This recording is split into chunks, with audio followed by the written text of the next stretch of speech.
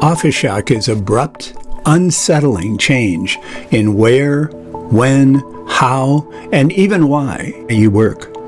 Office shock has presented us with an unprecedented opportunity to apply the power of if, to ask what if we could create something better. And the first questions, the fundamental question we should be asking is, why do we have offices at all? Now, there are good answers to that question, but it should be a question asked, not an assumption made. And the why of offices will vary for people, individual people. It'll vary for organizations. It'll vary for communities. But we've got to begin with the question, we call it a spectrum. It's not a binary choice. The spectrum of purpose. Why an office at all? And it's not just office buildings, it's officing, the way we work.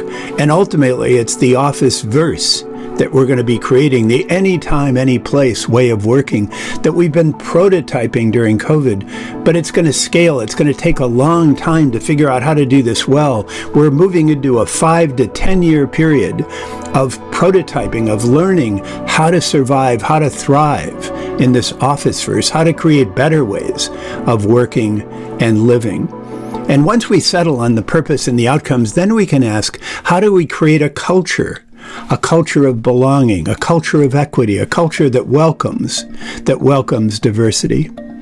And in the next decade, we're going to have an opportunity to augment ourselves, to become what Tom Malone called superminds, to combine the powers of individuals with the powers of digital media, to create superminds, to create the ability to do things that have never been done before. But we have to make the choice.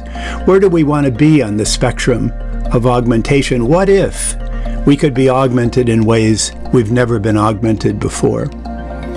And then we ask the question, how do we become agile in this world? How do we bring things together and mix things and match things in ways we've never been able to do before? Because all this won't matter if we aren't agile, if we aren't corporate athletes, if we aren't able to pull things together in graceful ways.